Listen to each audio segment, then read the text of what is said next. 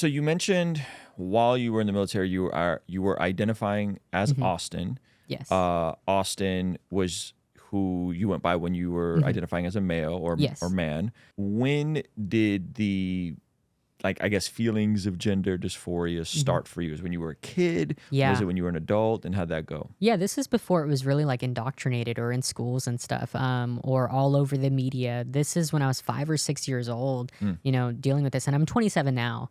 And so, long story short, the first thoughts came in after there was divorce within my family. So I actually grew up in a Christian family. My parents were in ministry.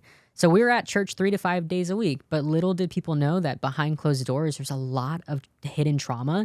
There's a lot of secret sin. There's an alcohol addiction mixed with pills with my family. And so, unfortunately, there was adultery that happened. And my father, being my spiritual protector, was removed from the home. And it's like the enemy knew this is the perfect time to open Pandora's box and have all this confusion come in. So my innocence was ripped away at that very young age of 6 years old. And once that happened, it's like abusers know when kids are being abused. So that was just once of the many, unfortunately. And just from there, like as a kid, we had a pool. I'd take off my shirt just with the other guys and jump in. And my mom would be like, "What are you doing, hon? Like, you're a girl, you can't do that." And I would be so confused. I'm like, "What do you mean I'm a boy?" So it was always this confusion that I had from a very young age of understanding gender. Jeez. Your mom then moved to Marietta. Am I tracking correctly? Yes. So she's in Marietta, which is, I mean, that's right up the street from us. It's about 45 minutes away. Actually, probably about 30 minutes away from where we're at. And so you're growing up, you're just doing normal stuff. At what point does that moment happen at the pool? Do you remember how old you were when that happened? Probably around the same age, 6, 7 years old. So very, very young. Okay. And like my parents both really want me to like emphasize that this wasn't just some fad. Like I wasn't like a trans trender. Like it was something that they struggled with, watching me struggle with it. So yeah. Wow. So the feeling comes before the essay that you experienced or after the essay? After. Okay. So there's some essay that happens, and then the feelings of I don't feel, was it like that logical? Like, I don't feel comfortable in my own body. I don't feel like I'm in the right body. It was literally that thought. It literally was like, why do I have female parts when I'm a boy? It wasn't a question of like, oh, maybe this. No, it was just like, I remember when Google came out and I had the first iPod Touch, I Googled like, I'm a born female, but I feel like I'm a boy trapped in a woman's body. And when I typed that, the word transgender came up. And it was like this big moment of relief for me because when you're a kid and you have some weird things going on, you think you're the only one. And so for me, there was this bit of relief of like, okay, this word transgender, like I'm not the only person going through this. And it was a big relief for me at the time. And what year was this? I'm not sure the year, but I'm going to guess around 11 or 12 years old. Okay. Yeah, so right before puberty hit, because once puberty hit, that's when like the dysphoria came on, and like dysphoria is basically, so there's a difference between body dysmorphia and dysphoria. Okay, what's the difference? So with trans people, they identify dysphoria almost being like you want to unzip yourself. It's almost like you literally want to unzip yourself, open your skin up and walk out because you're so uncomfortable. Like I couldn't focus on my dreams, my desires for the future, relationships. I couldn't focus on anything because I was so focused on my identity and like being uncomfortable. Every day it was a struggle. And when I was 13 years old going through puberty and, you know, my breasts started to form and I started having a period, it became so depressing to the point where I would duct tape my chest for 10 hours a day because I was so uncomfortable with my breast growing. And no one just does that for fun. You know, no one knew that I was doing that. My stepdad would be like, where did all my duct tape go in the garage? Meanwhile, I'd be in the bathroom at the end of the day peeling it off. And as I'd peel it off, my skin would come off with it. So I was never able to wear white t-shirts because I would bleed through my shirts. Oh, gosh. And this was before like binders came out, you know, that people would wear to flatten their chest. And there was just this heavy uncomfortability, such a lie from the enemy that like I needed to do all these things to finally be free.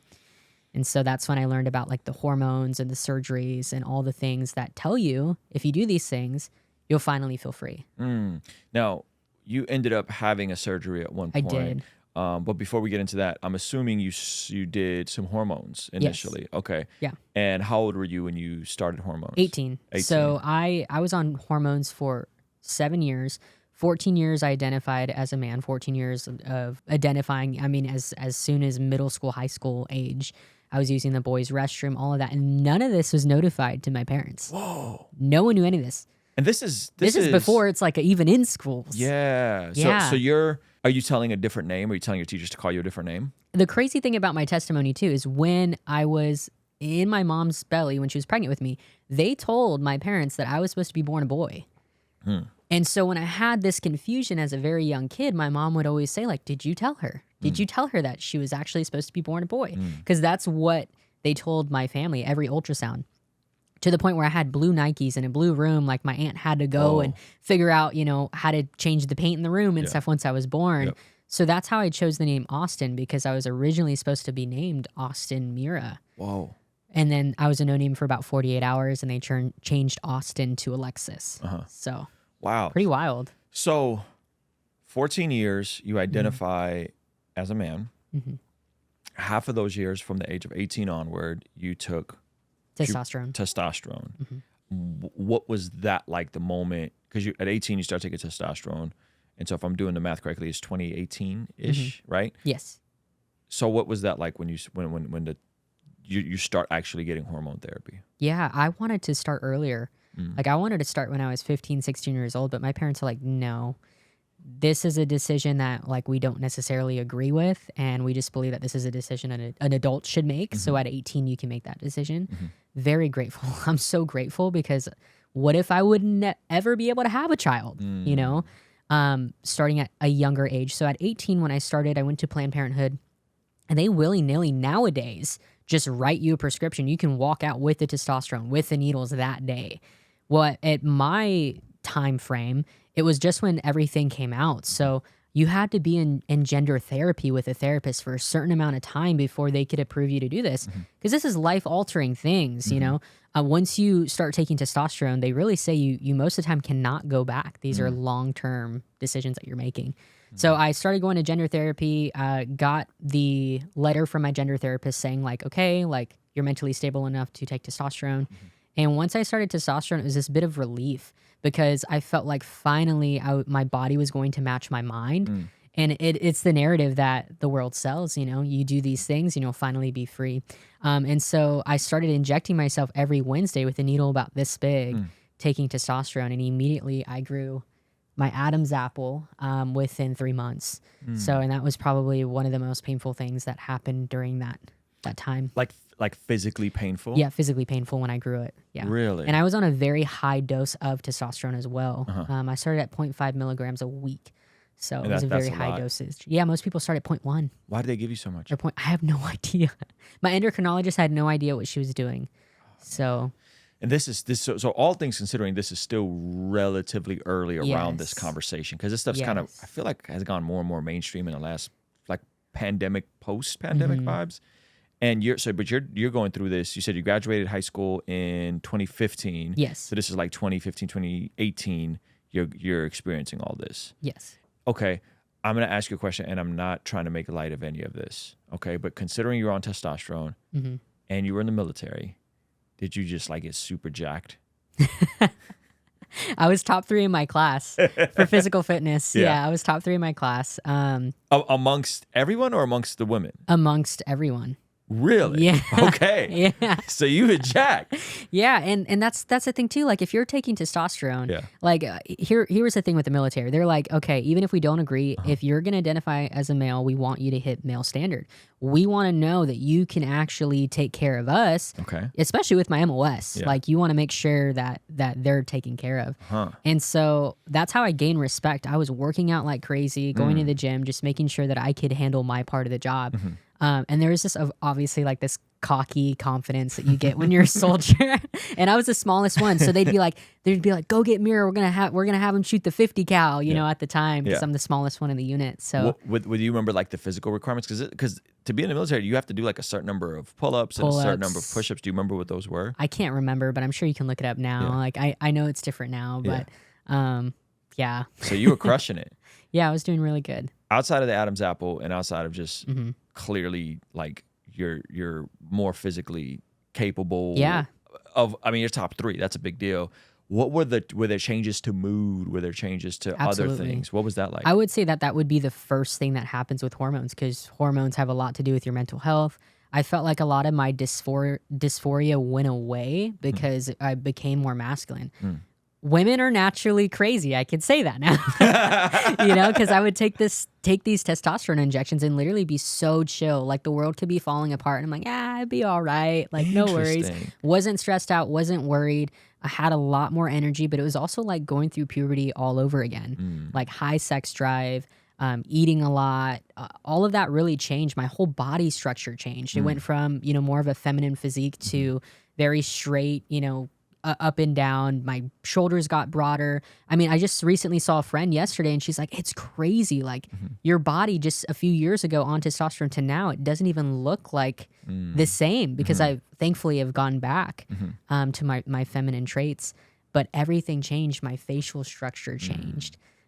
Even my forehead, I began to get a widow's peak like my dad. So a lot of things changed. Wow. And is it likely that had you started sooner, it would have been more irreversible? Absolutely. Yeah, I think if I would have started maybe even at puberty, which nowadays that's what's happening. They're putting kids on puberty blockers, etc. I think the damage could have and would have been worse. So I'm glad that I started at 18, but I think a lot of the reverse that's happening with the detransition has been the blessing of bearing children and having children, because now I'm getting an overload of estrogen. So I often get asked the question, like, do you have to take estrogen now to make up for the years of taking testosterone? And I'm like, no, like God's just kind of leveled it all out, and the pregnancies have actually helped all my feminine qualities come back, including my voice. My voice was way deeper than it was now. It's probably never going to go back to what I naturally, you know, spoke. But I just believe, you know, God has the power to do anything. If he wants to remove my Adam's apple, wants to remove my scars and make my breasts grow back, like there's nothing too far that like God can't do.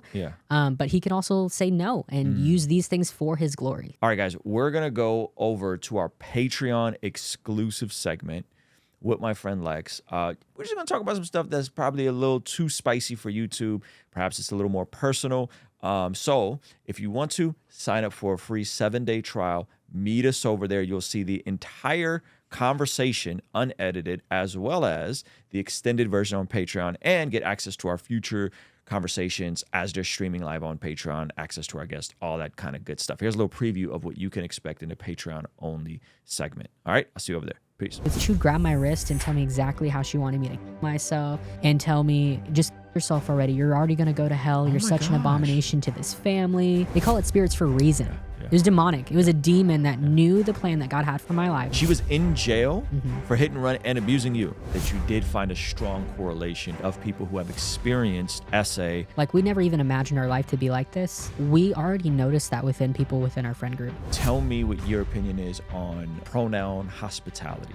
I wish I could say that we're closer, but they don't like the fact that I'm telling the truth. Ruslan